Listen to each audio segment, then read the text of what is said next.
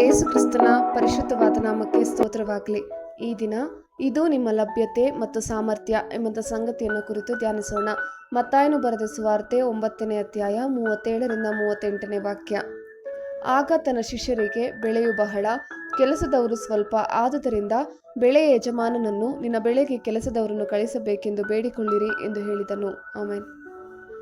ಇಲ್ಲಿದ್ದೇನೆ ಎಂಬುದು ಬೈಬಲ್ನಲ್ಲಿರುವ 6 ಪ್ರಮುಖ ಪುರುಷರು ತಮ್ಮನ್ನು ದೇವರಿಗೆ ಲಭ್ಯವಾಗುವಂತೆ ಮಾಡುವ ವಿಧಾನವಾಗಿದೆ.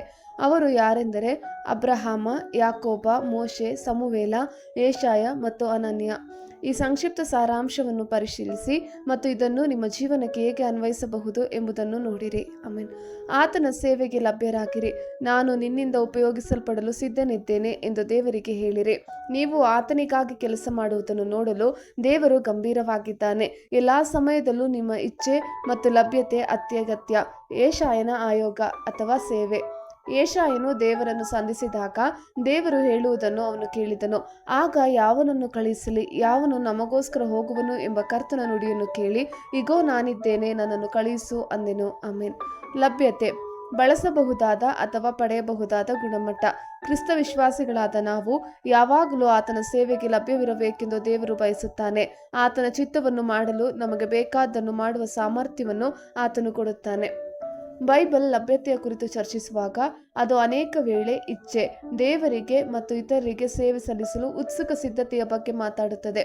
ಇದು ಮುಕ್ತ ಮತ್ತು ದೇವರ ಸೂಚನೆಗಳನ್ನು ಪಾಲಿಸಲು ಸಿದ್ಧವಾಗಿರುವ ಸಿದ್ಧಾಂತವನ್ನು ಒತ್ತಿ ಹೇಳುತ್ತದೆ.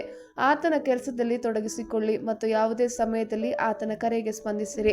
ಇದರ ಅರ್ಥವೇನೆಂದರೆ ನಮ್ಮ ಸ್ವಂತ ಆಸೆಗಳಿಗಿಂತ ದೇವರ ಜೀವನ ವಿಧಾನಗಳನ್ನು ಆದ್ಯತೆಯಾಗಿ ಇಡುವುದು. ಇದರರ್ಥ ಕ್ರಿಸ್ತನನ್ನು ಹಿಂಬಾಲಿಸುವವರಾಗಿ ನಿಮ್ಮ ಜೀವನವು ನಿಮ್ಮ ಸ್ವಂತದ್ದಲ್ಲ ಎಂಬ ಜ್ಞಾನದೊಂದಿಗೆ ಬದುಕುವುದು. ಆಮೆನ್. ಆತನಿಗೆ ವಿರಾಮ ಕೊಡದಿರಿ. ಯೆಶಾಯ 62ನೇ ಅಧ್ಯಾಯ 6ರಿಂದ 7ನೇ ವಾಕ್ಯ. ಯೆರೂಸಲೇಮೇ, ನಾನು ನಿನ್ನ ಪೌಳಿಗೋಡೆಗಳಲ್ಲಿ ಕಾವಲುಗಾರರನ್ನು ನೇಮಿಸಿದ್ದೇನೆ. ಅವರು ಹಗಲು ಇರುಳು ಮೌನವಾಗಿರರು. ಯೆಹೋವನಿಗೆ ಜ್ಞಾಪಿಸುವವರೇ, ಆತನು ಯೆರೂಸಲೇಮನ್ನು ಭದ್ರಪಡಿಸಿ ಲೋಕಪ್ರಸಿದ್ಧಿಗೆ ತರುವ ತನಕ ನಿಮಗೆ ವಿರಾಮವಿಲ್ಲದಿರಲಿ. ಆತನಿಗೂ ವಿರಾಮ ಕೊಡದಿರಿ. ಆಮೆನ್. ಕರ್ತನ ಕೃಪೆ ನಿಮ್ಮೆಲ್ಲರೊಂದಿಗಿರಲಿ.